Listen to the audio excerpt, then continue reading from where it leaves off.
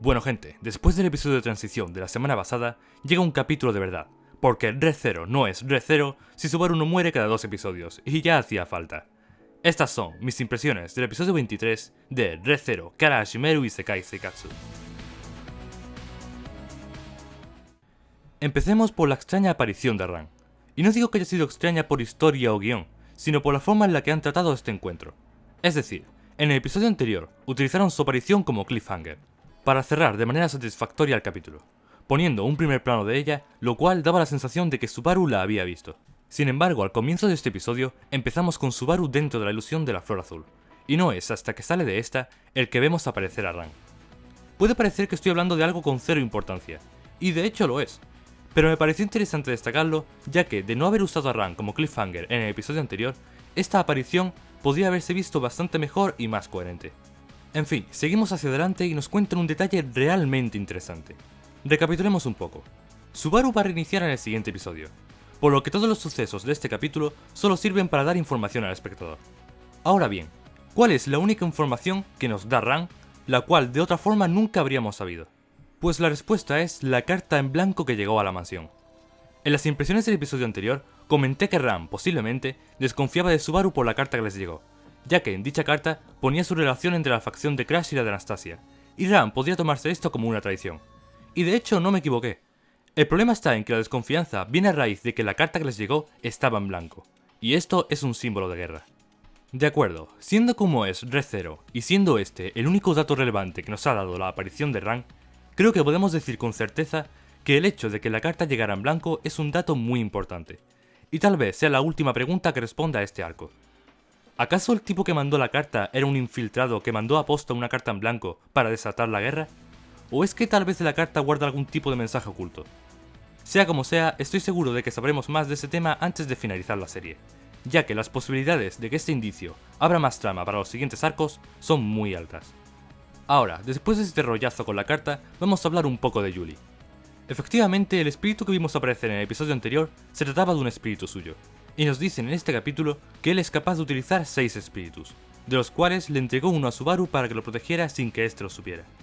Sigo pensando que Julius es un muy buen candidato a amigo de Subaru, ya que no han dejado de mostrarnos esa pequeña apatía que todavía desprende Subaru hacia él. Yo esto lo veo de la siguiente forma. Al igual que durante la trama de la ballena trataron la subtrama del pasado de Wilhelm y Teresia, durante esta trama de Betelgeuse, por llamarlo de alguna forma, están desarrollando la subtrama de la amistad de Julius. Y creo que cuando solucionen un problema arreglarán también el otro, posiblemente cerrando este arco con un enemigo menos y un amigo más. De hecho, la última escena en la que han tirado el factor emocional sobre Julius y Felix solo me confirma esto. Ahora pasemos a hablar de la parte en la carroza junto a Felix. No comentaré el hecho de que haya podido descubrir a ese miembro del culto, ya que, sí, fue un poco sacado de la manga, pero tampoco creo que fuera algo muy relevante. Lo que sí voy a comentar es el hecho de que haya podido aguantar la explosión. Quiero decir, Subaru estaba siendo protegido por un espíritu y además estaba más alejado del tipo que explotó y aún así quedó inconsciente. Entonces, si Felix recibió la explosión de lleno, de tal forma que toda su ropa quedó vaporizada, ¿cómo es posible que lo veamos a él sin un rasguño? Vale que pasaría mínimo 1 hora desde la explosión hasta que se levanta Subaru. Sin embargo, el único capaz de utilizar magia curativa de calidad es él, por lo que si él recibió tantísimo daño, dudo que pudiera curarse a sí mismo, o siquiera que estuviera consciente. Sé que muchos me saltaréis con que esto se debe a que, como es un usuario de magia curativa, es más resistente, tiene curación automática o algo por el estilo. Pero eso son solo suposiciones. Estaría bastante bien que nos hablaran un poco más a detalle de cómo funcionan los poderes curativos de Felix. Y de hecho, al final del episodio, vemos que los usa de manera ofensiva, por lo que creo que posiblemente sí que vayan a tratar este tema en algún momento. Ahora hablemos un poco de Emilia. Sin embargo, no hablaré de su aparición en el combate, pues me ha parecido increíblemente cutre. Simplemente viene a ayudar, se carga un dedo en una batalla que no se siente nada seria por culpa del diálogo de Pac, y luego la vemos soltar algunas lágrimas, posiblemente debidas a que el pueblo no la ha rehuido al ver que ésta les ha ayudado. Véase, ella se siente aceptada aun siendo una medio elfo. Entonces, ¿sobre qué voy a profundizar? Pues sobre lo que nos dice Petra. Y es que resulta que el día anterior, Emilia bajó al pueblo para pedir a la gente refugiarse en el palacio.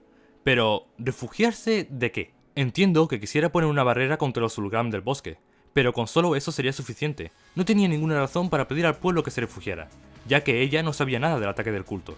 Como mucho, podría saber de las intenciones de guerra por parte de la facción de Crash a causa del malentendido con la carta en blanco. Pero aún así, no lo veo como una razón de peso para evacuar todo el pueblo. Y es más, vemos que la única que le haría caso a Emilia sobre evacuar es Petra, lo cual puede ser la respuesta a aquella pregunta que nos surgió en el episodio 15. ¿Por qué Petra estaba en la mansión? Sin embargo, esto solo echa tierra encima a la teoría de que vino a evacuar el pueblo por la guerra, ya que en el loop del episodio 15 no enviaron ninguna carta a palacio. Todo esto me hace llegar a dos teorías. La primera es que verdaderamente quería evacuar al pueblo por la posible guerra a causa de la carta, y el hecho de que estuviera Petra en el castillo en el episodio 15 no tiene nada que ver con esto. Y la segunda es que de una manera u otra, Emilia en ese punto de la historia se enterase del ataque del culto, y por eso fue a evacuarlos. Esto respondería al tema de Petra en la mansión, pero nos soltaría la duda de cómo carajo supo Emilia sobre el ataque del culto. En fin, no le demos más vueltas a esto y pasemos a otra cosa.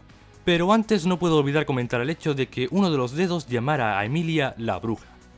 Supongo que solo lo haría por el hecho de que es una medio elfo de cabello plateado, pero si a esto le sumamos la insistencia de que el día de la prueba estaba cerca y el diálogo de Betelgeuse en el episodio 18, solo me hacen pensar más y más en que Emilia oculta algo referente a la misma bruja, lo cual será muy relevante a nivel de historia principal en algún futuro.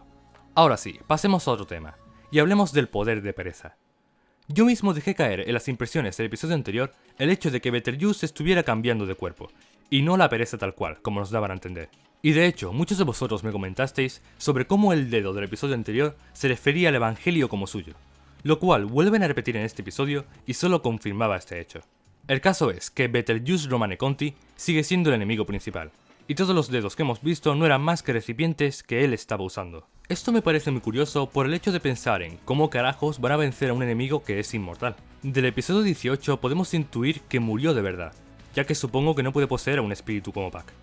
Pero a no ser que el alcance de su poder tenga un límite, o exista algún tipo de hechizo para sellar su espíritu o algo así, pinta muy fea la batalla que tenemos por delante.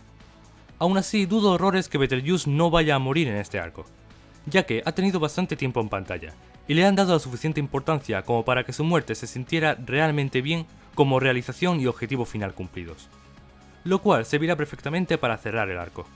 Por otra parte, quedan otros 5 arzobispos por aparecer a los cuales también tienen que darle bombo. Y es más, aún no han mencionado nada sobre el arzobispo de la Gula, cuando se supone que la ballena blanca tenía algún tipo de relación con él, lo cual me extraña bastante, aunque tal vez solo vayan a presentarlo en otro arco y la ballena solo haya sido algo casual en esta lucha contra la pereza. Nuevamente me extrañaría bastante que fuera así, ya que en Re:Zero nunca nada es solo casualidad. Pero bueno, solo podemos esperar para saberlo. Y bueno, antes de acabar no puedo sino alabar dos cosas de esa última escena. La primera es el actor de doblaje de Subaru, el cual ha sido el único entre todos los dedos que ha conseguido calcar a la perfección el estilo tan característico que Yoshitsugu Matsuoka plasmó en Betelgeuse. Y la segunda es el trabajo artístico en las expresiones de Felix, Julius y Subaru. Me encantó cómo cambiaba el brillo en los ojos de Subaru para simbolizar la lucha interna contra Betelgeuse. De hecho, fijaros si es bueno ese detalle en los ojos, que los mismos dibujantes incluso se olvidaron de dibujar la sangre en la mejilla de Subaru. Un error sin duda, cuanto menos gracioso. Y nada más, gente, yo me despido aquí. Como siempre, dadle a like si os ha gustado, recordad no poner spoilers en los comentarios y nos vemos en el siguiente vídeo.